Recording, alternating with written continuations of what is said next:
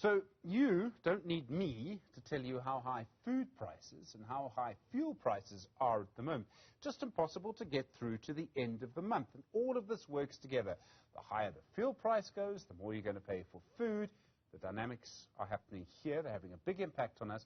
But they're also happening around the world. Places like the US, the UK, the Europe, they have inflation that is higher than ours for the first time in generations. Razia Khan is the Managing Director and Chief Economist for Africa and Middle East Global Research at Standard Chartered Bank. Razia, good afternoon to you. We're complaining about high inflation here. We're seeing inflation at 6.5%.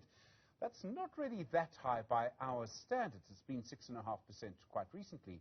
In the UK, people are used to inflation of around 2%. They have inflation now at 9%. What's that doing to that society?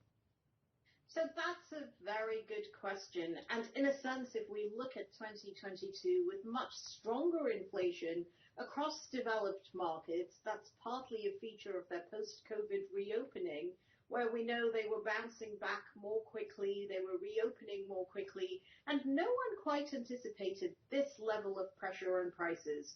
In the UK, of course, there have been a number of other factors that have fed into the current situation. The weakness of the currency, yes, against the US dollar. The situation in the country post-Brexit, do we have availability of labour or not? Has Brexit made that vastly more complicated? All of these things put together have been feeding into the inflation situation. Now, there are some parallels with South Africa. Just as South Africa's economy reels from the recent impact of load shedding, in the UK, the big concern is that growth may already be slowing quite significantly, which does complicate the policy response. The Bank of England, like central banks everywhere, needing to send a strong message that it takes price stability very seriously and will therefore likely need to continue with its tightening cycle, potentially even accelerate the pace of tightening going forward. Is this inflation something that people were ready for? Not at all. But the big concern policymakers will have is that this inflation shouldn't become entrenched. Yes, you're right, the UK has had low inflation for a long period of time, and you would think, therefore, that inflation expectations are relatively well anchored. But because of the perception that labour markets have been so tight, and there just isn't the spare labour available, this is a risk policymakers are watching very carefully. There are many aspects to this. So it also matters of the price of what is going up and by how much. Let me explain what I mean.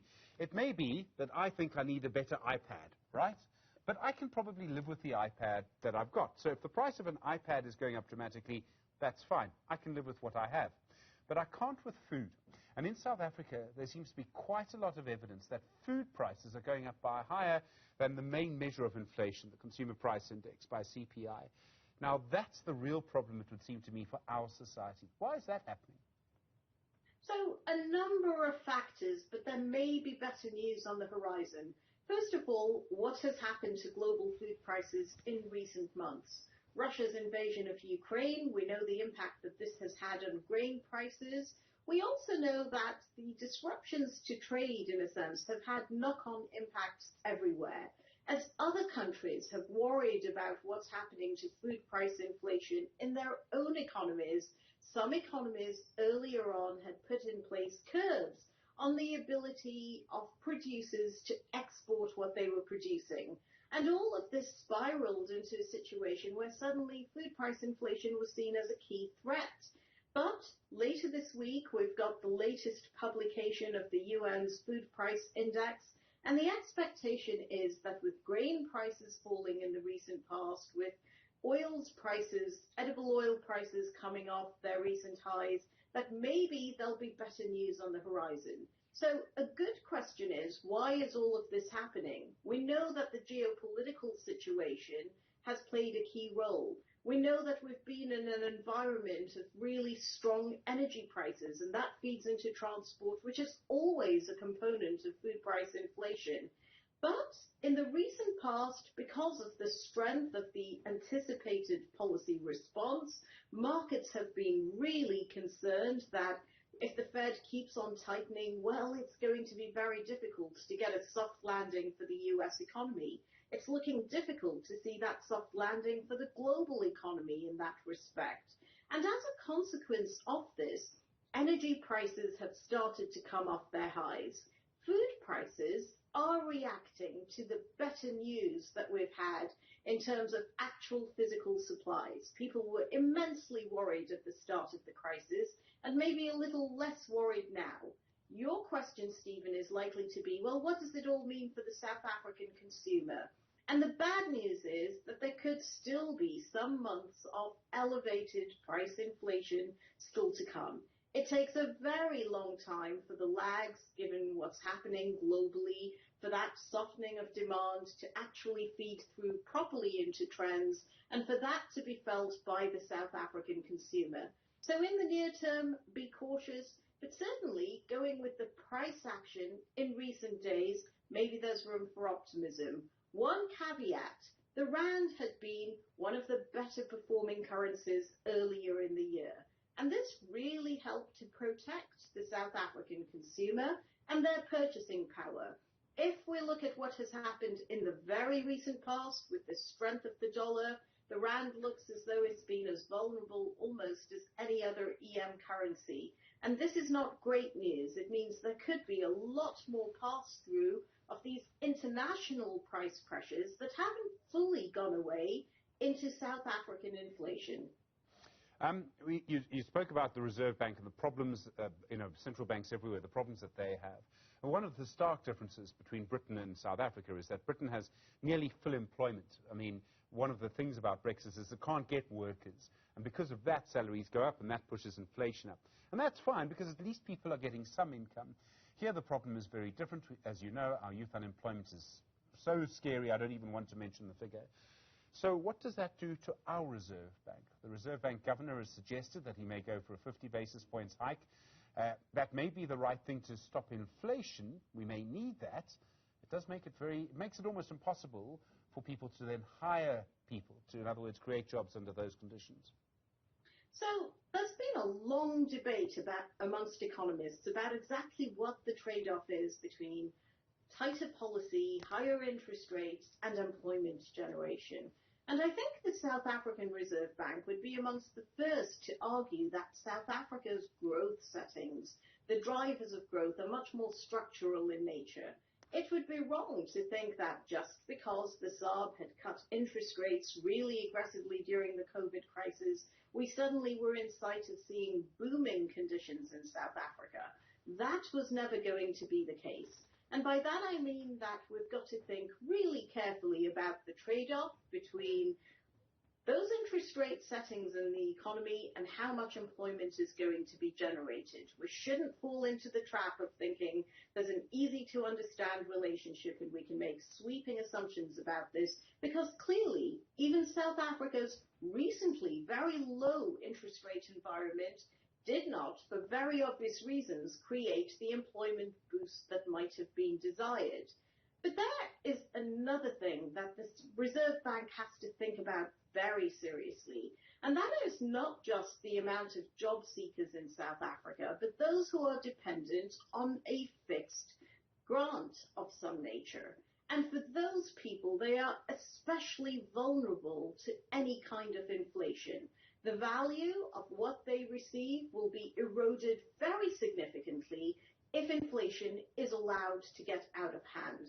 So for the welfare of all South Africans, it is really easy to argue that what you need the Reserve Bank doing, first and foremost, is being very, very strict about its anti-inflation credentials. It's got to be price credibility above all else, because we should not underestimate the very real welfare losses to South Africans, those on fixed income grants, those who are employed, those who are fortunate enough to be employed, but across the board, higher inflation will harm everyone. It will harm the most vulnerable the most. Razia, my father, if he's one of at least two people watching this right now, will remind me that in the 1980s, when he bought a house, interest rates were at 25%. I can't imagine a situation like that. South Africa's been here before. It took a very long time to get where we are now. Is there any risk of it getting like that again? Not necessarily, and what has changed is that the Reserve Bank has a credible inflation targeting policy in place. Market expectations are very much influenced by the fact that the inflation target for the moment, the preference is a point target of 4.5%, but the 3 to 6% band around that really does influence where participants in the economy, participants in markets expect inflation to eventually settle. Now, the Reserve Bank has been speaking of an even lower inflation target being adopted potentially. And this would be good news because at a time when the economy is feeling these price pressures, it gives everyone the optimism, the reason to anticipate that maybe this inflation can be brought under control. I won't reveal my age, but I do remember the days of interest rates in South Africa around 25%. And that was at a time when there was also a policy of trying to keep the rand stable and trying to use interest rates to that effect. The hope is now that by just focusing on inflation, the currency stability will happen over time. If investors have good reason to believe that the central bank is going to deliver what it says is important to it, then you would expect over time the currency to be a beneficiary of that. Now, we know there's been noise in the system, there are external shocks, things don't always go exactly as planned, but it is still the best possible policy that South Africa can have to ensure lower interest rates. The countries that don't have that, they have far more interest rate volatility than South Africa does. But hopefully the days of double-digit interest rates, let alone interest rates over 20%, mid-20s, those days are well behind South Africa now. Razia Khan, I'm absolutely certain you're right. Thank you, Managing Director, Chief Economist for Africa and Middle East Global Research at Standard Chartered Bank.